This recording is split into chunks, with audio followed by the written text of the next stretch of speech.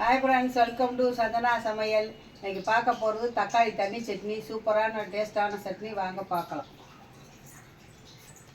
தக்காளியை நாங்கள் வேக வச்சு ஆற வைக்கிறதுக்காண்டி வேக வச்சு வச்சுருக்கோம். இப்படி வேக வச்சுக்கோங்க. வேக வச்சு தோலை எடுத்துக்கோங்க.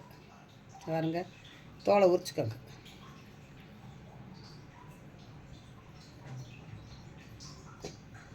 உங்களுக்கு எவ்வளோ தக்காளி வேணுமோ அது வேணுங்கிறத அளவு போட்டுக்கோங்க.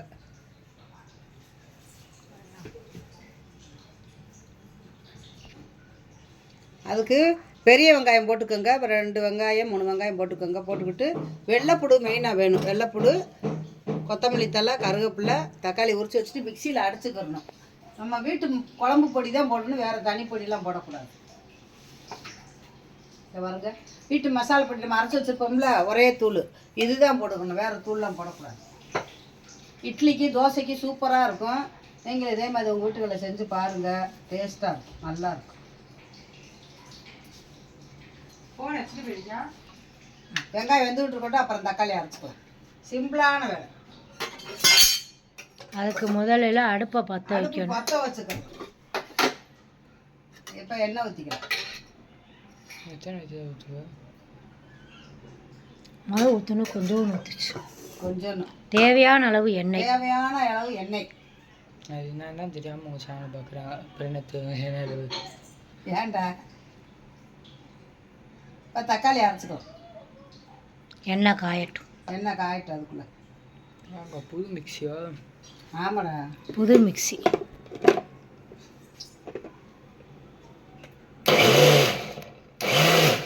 அது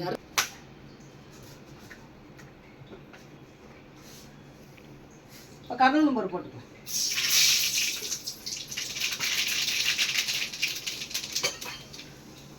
இப்போ வெங்காயம் போட்டுக்கலாம்.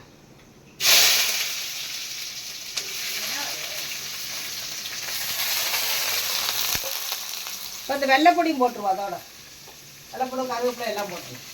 நைஸாக நறுக்கிங்க வெள்ளைப்பூடை. அந்த வெள்ளைப்பூடு தான் வாசம், டேஸ்ட்டு.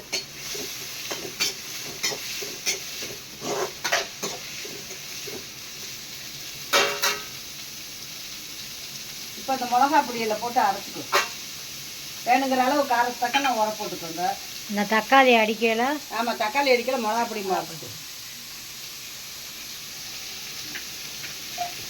வெங்காயம் நல்லா செவக்க வேணும்.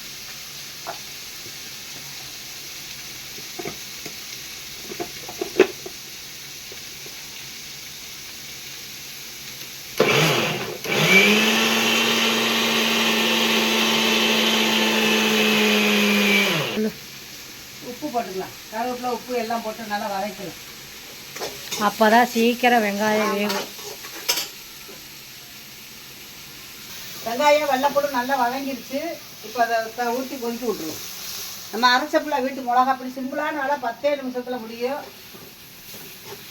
இப்போ அந்த தக்காளி அரைச்சதை ஊற்றுவோம். மிளகாப்பொடி அரைச்சிட்டு ரெடி.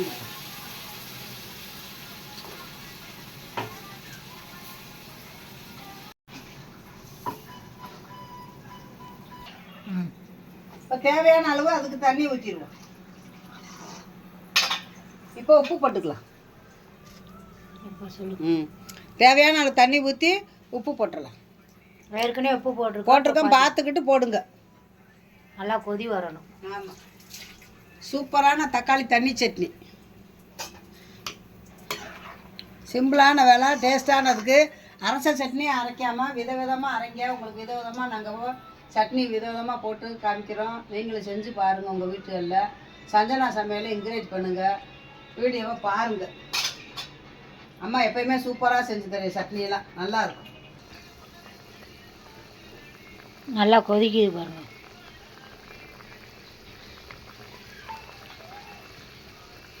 இந்த சட்னி ஊற்றி சாப்பிட்டு பாருங்கள், சூப்பராக இருக்கும். சட்னி கொதிச்சிச்சு. இந்த தண்ணியாக தான் இருக்கும், சூப்பராக இருக்கும். தக்காளி தண்ணி சட்னி. தக்காளி தண்ணி சட்னி இந்த மாதிரி நீங்களும் செஞ்சு பாருங்கள். சூப்பரான தக்காளி சட்னி. இப்போ அமர்த்திடலாம். அடுப்பு ஆஃப் பண்ணிடலாம். இப்போ அடுப்பு ஆஃப் பண்ணிடலாம். தக்காளி தண்ணி சட்னி ரெடி ஆயிடுச்சு. இந்த மாதிரி நீங்களும் சட்னி வச்சு செஞ்சு பாருங்கள். ரொம்ப சிம்பிளான வேலை, 10 நிமிஷத்தில் வேலை. பிடிச்சிருந்தா லைக் பண்ணுங்கள், ஷேர் பண்ணுங்கள், கமெண்ட் பண்ணுங்கள், சப்ஸ்கிரைப் பண்ணுங்கள். சஞ்சனா சமையலுக்கு என்கரேஜ் பண்ணுங்கள். பாய். வேற ஒரு வீடியோவில் சந்திப்போம்.